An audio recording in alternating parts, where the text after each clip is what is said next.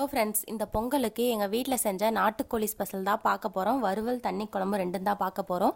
இதுக்காக எங்கள் ஊர் தோட்டத்தில் சேவல் வாங்கிட்டு வந்தோம். சேவல் நல்லா சுத்தம் பண்ணி எலும்பு தனியாக கறி தனியாக பிரித்து வச்சுக்கோங்க. நாட்டுக்கோழி கிரேவி எப்படி செய்யுதுன்னு பார்க்கலாம் வாங்க. மசாலாவுக்கு தேவையான பொருட்கள்லாம் எடுத்து கடாயில் 4 டேபிள் ஸ்பூன் எண்ணெய் சேர்த்து 1 கப் சின்ன வெங்காயம் ஆட் பண்ணி நல்லா வணக்கிக்கோங்க. நல்லா வணங்கினதுக்கப்புறம் 1 டேபிள் ஸ்பூன் சீரகம், 1 டேபிள் ஸ்பூன் சோம்பு சேர்த்து நல்லா வணக்கிக்கோங்க. நல்லா கோல்டன் கலர் வர வரைக்கும் நல்லா வணக்கி எடுத்துக்கலாம். இது கூடவே நட்சத்திரப்பூ 1, பட்டை 2, ஏலக்காய் 2, லவங்கம் 1 சேர்த்து நல்லா வணக்கிக்கோங்க. இது 1, 2 போட்டுக்கலாம், அதிகமாக போடணும்னு அவசியம் இல்லை. வாசனைக்காக தான் இதை நம்ம ஆட் பண்ணுறோம். இது கூடவே கருவேப்பிலையும் சேர்த்து நல்லா வணக்கிக்கலாம். நல்லா வணங்கினதுக்கப்புறம் இது கூடவே 5 டேபிள் ஸ்பூன் கொத்தமல்லி தூள், 2 டேபிள் ஸ்பூன் மிளகாய் தூள், 1 டேபிள் ஸ்பூன் மஞ்சத்தூள் சேர்த்து நல்லா நம்ம வணக்கிக்கலாம். மீடியம் ஃப்ளேமில் வச்சு நம்ம ஒரு 5 நிமிஷம் இல்லைனா 10 நிமிஷம் வச்சு வணக்கிக்கலாம். நல்லா வணங்கினதுக்கப்புறம் இஞ்சி பூண்டு பேஸ்ட்டு 1 டேபிள் ஸ்பூன் சேர்த்து பச்சை வாசம் போகிற வரைக்கும் வணக்கி எடுத்துக்கலாம். இதை மிக்சி ஜாருக்கு மாற்றி ஃபைன் பேஸ்ட்டை அரைச்சி எடுத்துக்கலாம். ஒரு கடாயில் 5 டேபிள் ஸ்பூன் எண்ணெய் ஊற்றிக்கலாம். எண்ணெய் நல்லா காஞ்சதுக்கப்புறம் கடுகு, கருவேப்பிலை, பச்சை மிளகாய், வரமிளகா, ஒரு பிக் சைஸ் ஆனியன், கொஞ்சமாக மஞ்சள் தூள் 1 டேபிள் ஸ்பூன் சேர்த்து நல்லா வதக்கிக்கலாம். 5 நிமிஷம் நல்லா வதக்கிக்கலாம்.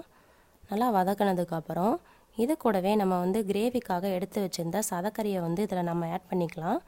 ஆட் பண்ணதுக்கப்புறம் நல்லா கைவிடாமல் மீடியம் ஃப்ளேமில் வச்சு நல்லா வதக்கிட்டே இருங்க. தண்ணி சேர்க்காமல் நல்லா வதக்கிக்கோங்க. ஏன்னா கறியிலே நமக்கு தண்ணி விடும், அதனால் நம்ம தண்ணி சேர்க்க தேவையில்லை. நல்லா ஒரு 10 நிமிஷம் கைவிடாமல் நல்லா பிரட்டிகிட்டே இருங்க. இது கூடவே தேவையான அளவு உப்பு சேர்த்தும் இதையும் நல்லா வதக்கிட்டே இருங்க. நல்லா உருண்டு வந்துடும். உருண்டு இந்த மாதிரி தண்ணி விட்டுருக்கு பாருங்கள். இப்போ நம்ம கறி மசாலா 2 டேபிள் ஸ்பூன் ஆட் பண்ணிக்கலாம். நான் காரத்துக்காக 2 டேபிள் ஸ்பூன் ஆட் பண்ணியிருக்கேன். உங்களுக்கு காரம் அதிகமாக தேவைப்பட்டுச்சுன்னா நீங்கள் அதிகமாக போட்டுக்கலாம். இதையும் நல்லா பிரட்டி விட்டுக்கோங்க. நல்லா பிரட்டினதுக்கப்புறம் இப்போ நம்ம அரைச்ச மசாலாவை இதில் ஆட் பண்ணிக்கலாம்.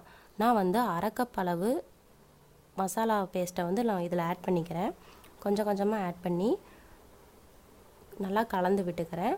அப்போ தான் இந்த கறியில் மசாலா நல்லா சேரதுக்காக நம்ம கலந்துக்கிட்டே இருக்கலாம். நல்லா கலந்ததுக்கப்புறம் இந்த ஸ்டேஜில் Kashmir chilli powder 2 tablespoon add பண்ணிக்கலாம். நான் கலருக்காக தான் இதை ஆட் பண்ணிக்கிறேன். இது இல்லைனா கூட பரவாயில்ல, ஆப்ஷனல் தான்.